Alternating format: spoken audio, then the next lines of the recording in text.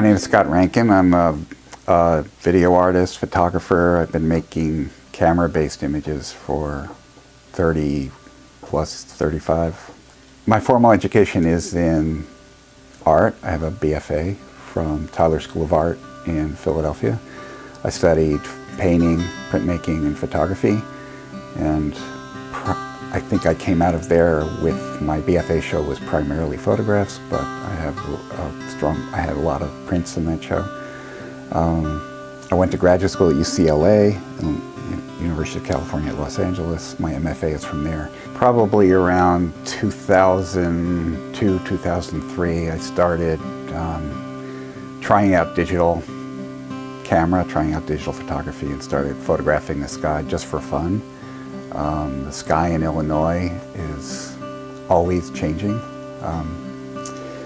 And then those images started to pile up, digital images pile up very quickly. So I think I have now something like 37,000 images. And I started to see patterns and started to get excited about things that were happening in the sky. And with that level of shooting ratio, I probably, it's very easy to pull out. I think I picked 700 so far that are worth, and maybe from that I've printed 40.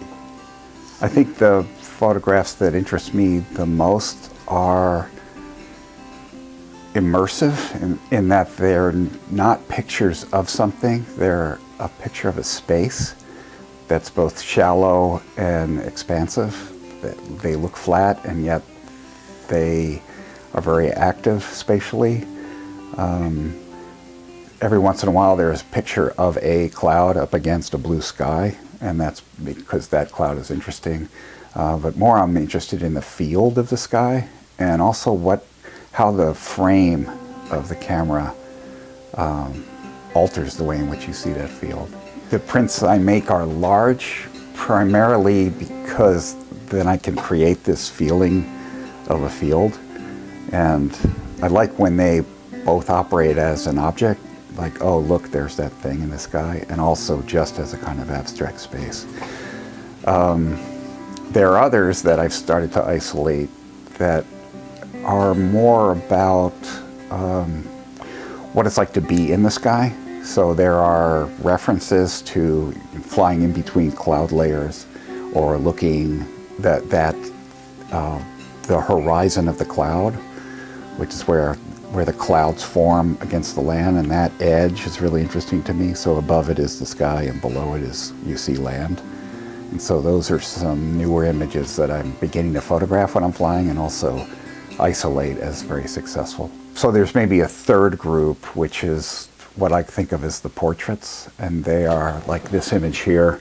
They're just clouds that have a personality.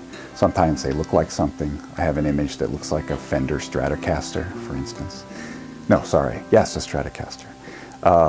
This is Mighty Mouse, maybe. I have one that looks like a squirrel.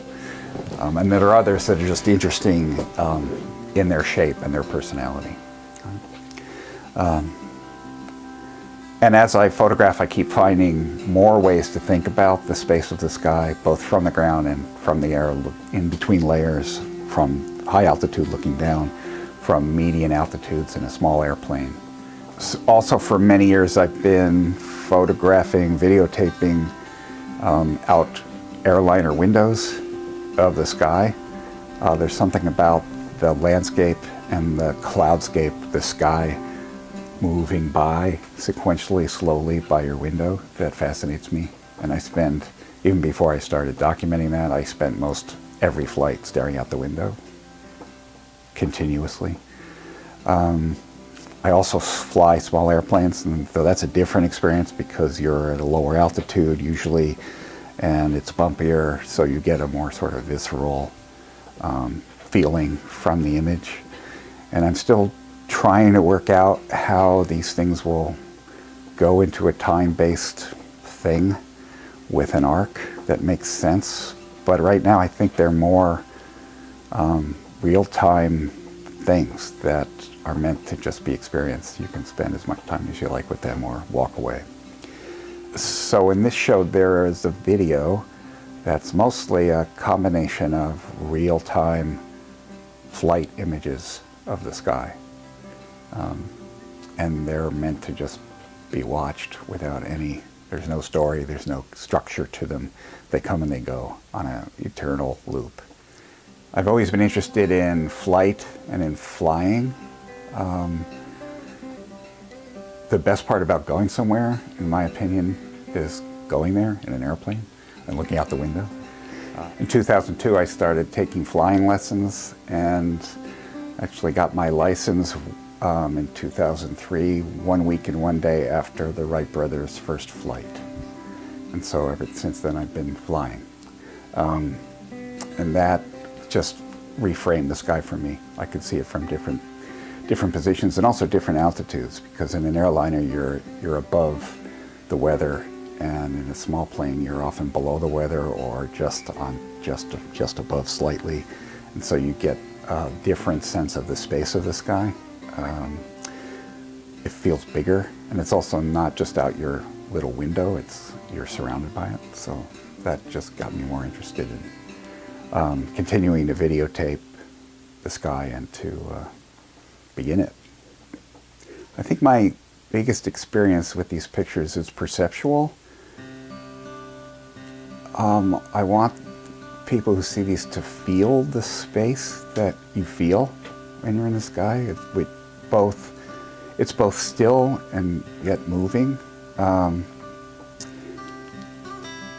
I want the images to be, I think they are fleeting, that they don't ever just settle down, because there is, in most images, not an object to look at, so that you're always moving and thinking, and the image is shifting before you, much like what the sky itself does.